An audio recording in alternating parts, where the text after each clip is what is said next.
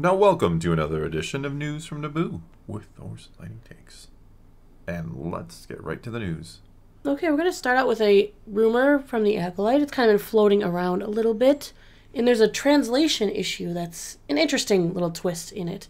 So the original post, kind of when you do a direct like Google translation, says one thing, but it says something a little different when you go to like native speakers and ask about one specific part of the translation. Okay, what are we talking about exactly here? The Acolyte. Well, that I know, but I mean like what... All right, so the tweet talks about how sources are assuring that the idea of what would happen if your soulmate in the Force were your enemy was used in the production. Okay. But there's a little translation nuance that's interesting because people who speak the language more natively than Google translations say this is being translated from Spanish. Okay. They're saying instead of one part meaning soulmate, that they think it means twin souls. Okay. So what would happen if your twin soul in the Force was your enemy? Which makes sense. I mean, the main characters are twins. Yeah, we've heard that, yeah. One is supposed to go to the light and one is supposed to go to the dark. And I'm wondering, is this supposed to be like they're trying to do the Dyad thing again, or is this going to be something brand new? It's probably going to be Dyad-ish, right? Dyad light. But then again, those two, Rey and Kylo, were of different spectrums of the Force as well. Rey and Ben. Whatever. It's called Reylo. Fair. Not Rayan. Good. No, I think the idea will be that if you are a twin and you are both Force sensitive, you will have a special connection. I mean, they always say that sure. Twins share something special, that they're two souls born out of one, whatever. Yeah, they say that about real, here on Earth, about twins. They have sometimes kind of an uncanny connection to each other.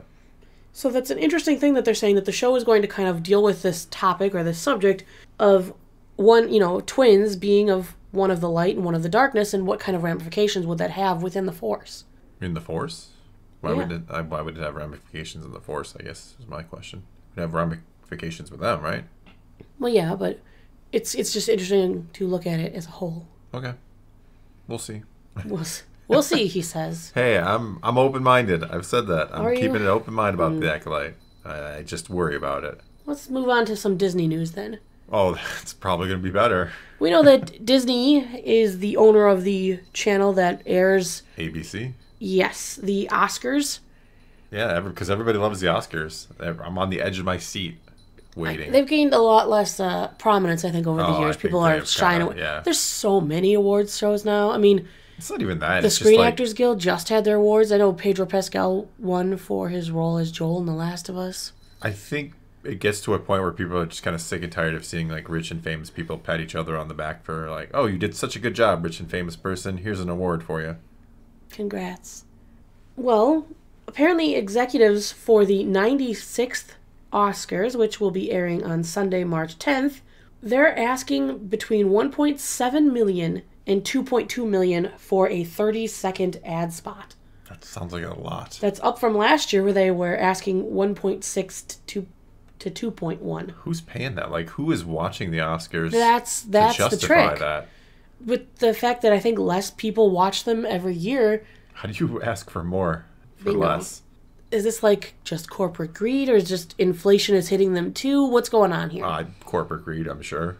I mean, how much do they spend actually producing the Oscars that they think they're going to ask for more? How much of the Oscars, like, what is the, I don't know, the fee or the, I mean, because, there's contracts, like the NFL, right? The Super Bowl goes from different channels and they have to pay a price for having the NFL. Well, what's the contract look like to have the Oscars? I have no idea what this looks like. No idea at all. But it's so funny that they're asking for even more this year. I mean, they just raised prices on Disney Plus. They always go up, and they kind of have been jumping leaps and bounds since the initial launch, like, 4-ish years ago now? Yeah, in 2019. Mm-hmm. And then there's the fact that they're getting rid of that password sharing coming up on the 14th. Yep. And meaning they're going to... subscribers? Yeah, so did Netflix at first. Million? Well, no, this is even before the account sharing. That's true. They've lost 1.3 million, I think, the previous quarter. I think people are unhappy with their There's content. nothing to watch on it. Like, if you're not watching their sometimes decent Marvel and Star Wars shows, and sometimes not so decent. Like, and you don't have children to watch their extensive library of Disney classics and more, child-friendly content. What are you watching? I don't know. I hear rumors that Hulu's actually been gaining subscribers, and now Disney owns them. Okay. I don't know. I never watch Disney Plus unless there's a new Star Wars or Marvel show, or going back to watch a Disney or Marvel show for whatever reason, or movie. Well, I'm still frustrated with the password sharing, only because when Netflix cracked down on the password sharing, they said, hey, if you want to share this with another family member, we'll give you a reduced fee to just add on the other account. Disney isn't doing that. I understand that, yes, password sharing, I get it. They do have a right to make money per household. Yes. I get it. I applaud Netflix for going, you can just add people on if you want. Well, that was pay smart. a reduced fee for them. Because you weren't getting money out of those people anyway, and now you are at least getting something, maybe half what a normal subscription might cost, and that's still something. Yeah, but Netflix actually gained money out of all of this because they gained subscribers. Yeah, they gained a lot as far as I've heard. Yes. And like you said, I do get it. Like, Disney, I may not love Disney, but that doesn't mean you have the right to just I'm just going to share my account password with 50 people and basically steal their content. I get it, and at the same time, I also see the Disney side, so it is a form of stealing, yes. So I can't be mad at Disney for being like, well, you're paying one subscription fee and you're getting 10 households out of it. That's not exactly right. But I agree with you that they should kind of look at the Netflix model and say, oh, that really worked for them. I think it worked for them. Yeah. Rather than having people sign up with their own account just to have it bridged on, because, we share it with my parents, with your dad. So what's they aren't going to buy their own subscriptions. No. My mom already made sure to tell me they aren't buying their own subscription. Yeah, my dad will not. No. Pay for every now and then watching something on there. And he'll usually watch the Star Wars shows because he wants to discuss them with me, because he knows I have interest in the casual fan kind of because he loves Star Wars, but obviously he's not a Star Wars fan per se. He was back in the days of the original, he was watching them and loving them, but so he likes to just give me his take. Yeah, so they're not going to gain those subscribers, but if they would have an add-on feature, that's something we probably would have had a discussion about. Yeah, I think so. So we'll see. Their deadline of the 14th is approaching, and then we'll really see what happens with if their plan will work and they're going to gain a bunch of subscribers, or if they might lose some or just not gain anything. I truly wonder how sustainable the Disney Plus model is, because it really feels like it's based off of Star Wars and Marvel and all the kids stuff. Don't get me wrong. I know the kids aren't the ones paying for it. Well, that's true. You have to have there content are parents for the adults to watch. I agree. Which is why I think they're trying to bundle themselves closer with Hulu, because that's their adult content. Yeah, I'm only saying I don't I don't understand the kid aspect. I'm sure there are plenty of parents out there we love Disney Plus for our kids, but for someone who just cares about Star Wars and Marvel, it's not always the most exciting thing in the world to be paying for. Well, and here's another tidbit I found, which I thought was interesting because it fits into our geekdom. The Harry Potter HBO Max series is targeting a 2026 release, which is pretty ambitious because they don't even have a writer and stuff involved. Not that they need to do a lot. They're adapting. Yeah. So the need for writers is a little looser, you could say. But yeah, they say their plan is to adapt all 7 books in a 10-year spanning series, with, of course, a new cast and creative team. They've also confirmed that J.K. Rowling is involved in the show. Okay. That'll anger some people. It will. It will. But, she's the creator. She probably should be, right? At least a little bit. Yeah. What they've said is, we've not been shy about our excitement around Harry Potter. The last film was made more than a dozen years ago. I was in London a few weeks ago with Casey, the HBO and Max chief, and Channing, who is the Warner Brothers Discovery TV chief, and we spent some real time with JK and her team. Both sides are thrilled to be reigniting this franchise. Our conversations were great, and we couldn't be more excited about what's ahead. We can't wait to share a decade of new stories with fans around the world on Max. That's just crazy. I'm excited to see what they do with it, because obviously the movies were limited by how long they could be as to how much they can actually do. Sure. I'm excited. I'm nervous. It's just like we saw with Avatar that just came out, how true to the original source material do you want something to be? How flexible are you to allow them to make a few changes here and there? Going from a book to a live action project, you'd expect it to be a closer adaptation than going from just like one media to another. I allow a little bit more flexibility. Yeah, it's always a strange thing when you like adapt a book like that, because you're like, well, what's kind of the point of just making it like a carbon copy? Well, with the book, I think it's more fair to make a carbon copy. Sure. Because there are some people who just won't read it. Well, yeah. But watching it is a different medium entirely. Point. Yeah, you're going to get a ton of people who never read the book. But when you're... I mean, the Avatar thing is really interesting because you already had a visual media where, people can just sit and watch it. It kind of translated into another form of visual media. And so it's like, well, what is actually the point of that? I think it allows for more flexibility. I think... And I don't mind when they make some changes. Some changes, I think, if they affect the base story, are a little less forgivable. But I'm like, okay, if you want to condense sections here, here, and here, because these characters, they really aren't that important. They don't need a huge detail of, or maybe change a few things. I'm more okay with it because you're just changing from watching it this way to watching it that way. It's still watching it.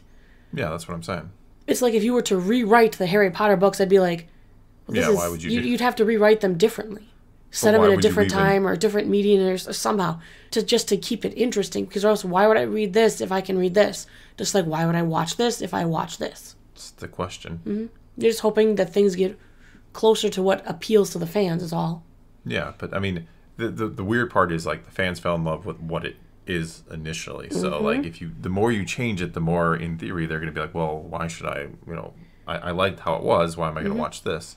Fans of the Harry Potter movies, I don't think, will be as excited for this. I think they will be. I don't. Because I think they're going to finally see some of the differences, because this is supposed to follow the books closer. That's why I'm excited. As someone who's never read the books, who enjoys the movies, I'm in the opposite camp. I'm more excited for this than I think I would be, because I'm curious what the books are. I've thought about... I tried to read the first book. They're very childish, but... So it's like, for me, this is like, oh, you're going to actually follow the books this time. This is kind of exciting because I expect it to be different. Right. But if you were like hardcore, like the movies is what I know as Harry Potter, and then you see this and you're like, well, why are all these changes? You might not really, I don't know, enjoy the idea of some of the changes that would be made because they would suit the book. See, I get what you're saying, but from my perspective, like, I know that there have been changes from the books. Like, I've been told, I don't know what the changes necessarily are. But I've always been told, like, oh, they're not exact. There's a lot of changes from the book. So for me, it's like, it's going to be like Harry Potter all new, because I don't really have that love and appreciation of the books at all, because I never read them. I just enjoy Harry Potter. So seeing like a different iteration of it is not something that really... And I would totally get someone who like loves the movies, right? Like, oh, that's their life and they're all about that, like being upset about this. When it comes to these sort of things, it's always about how vested you already are. So it'll be very interesting to see... Once that gets closer, which you got some time to wait. Yeah, you got at least 2 years. Because, I mean, it should be filming then next year. Soon, really soon. Especially you got 10 years, because you got to keep churning. I got to find some committed actors for that, too.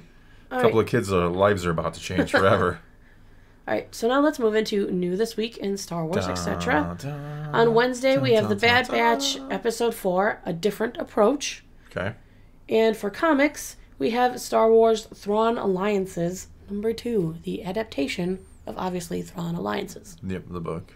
Thursday, we will have voice chat at 8 p.m. Central Time. We're obviously going to discuss Bad Batch quite heavily, especially at the beginning, and we'll probably revisit it when people join sporadically throughout. That's kind of how that works. Like, somebody will come in later. Comes in waves. Have you guys talked about Bad Batch? Well, yeah, but we can talk about it. We'll talk about it again. We also have Halo Season 2, Episode 5. No, we're behind an episode on that. Yes. And we haven't been reviewing it either. No, that's your fault. Maybe. And on Friday, we will have Dune Part 2 hitting the theaters. We're actually seeing it on Thursday. So First showing. Might be a wee bit late to voice chat. Probably not too late, though. Oh, that's true. It early. We might. Well, we're seeing it at like 3. I think so. Yeah. And then we'll watch it. We'll come home. We'll record. There'll be some dinner in there. We eat. We remember, too. Yeah. But that's what I got for the week. Yeah, all right. Sounds like a good little week of entertainment there. And so for now, that's all we got for you this time. Now it is your turn. Take to the comments below. Let us know what you think of any and all of today's news, or what you are excited for in this coming week. Are you going to be seeing Dune? Are you going to be watching The Bad Batch? And what about that Halo series? Are you checking it out or not? Whatever the case may be, leave those comments below. Let's talk some Star Wars. And until next time, thanks for watching.